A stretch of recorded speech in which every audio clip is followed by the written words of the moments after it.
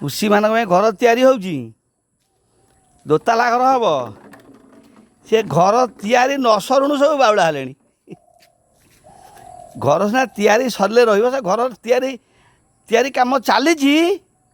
ସେ ତା ଭିତରେ ପୁରା ବ୍ୟସ୍ତ ହୋଇ ପଡ଼ିଲେଣି ସବୁ, ଯାଇକି ଏକତାଲା ଦୋତାଲା ବୁଲିଲେଣି ତା ଭିତରେ। ହଉ, କାମ କମ୍ପ୍ଲିଟ୍ କାଲିକି ହେଇଯିବ ଆଉ। ଯେଉଁମାନେ ପୁଷି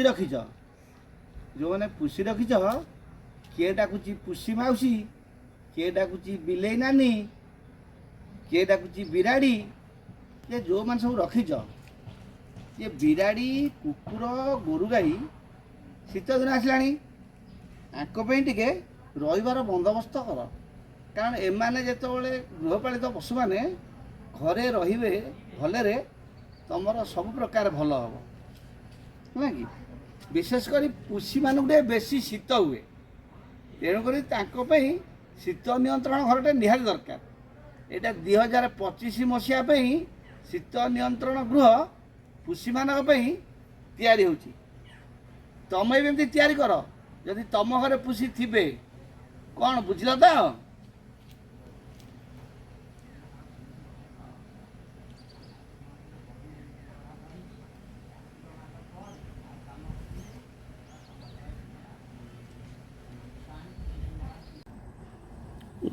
ଘର କାମ ତିଆରି ହେଇଗଲା, ଆଉ ଏଥର ଖାଲି ରହିବା କଥା। ଆଉ କ'ଣ, ଆଜିଠୁ ରହିବେ, ଆଉ ଘର ପ୍ରତିଷ୍ଠା କରିବେ, ରହିବେ, ଆଉ କିଛି ଟେନସନ୍ ନାହିଁ।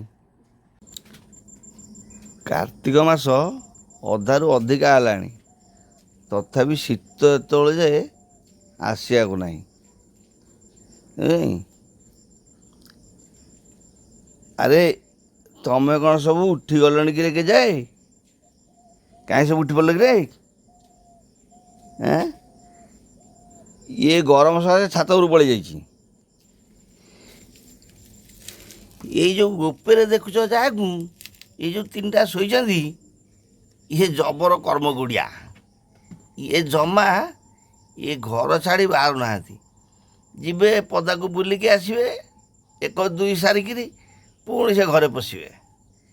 ଏ ତିନିଟାଙ୍କର କିଛି କାମ ନାହିଁ। ଏରେ ଡାକିଲେ ବି ଉଠିବାର ନାହିଁ।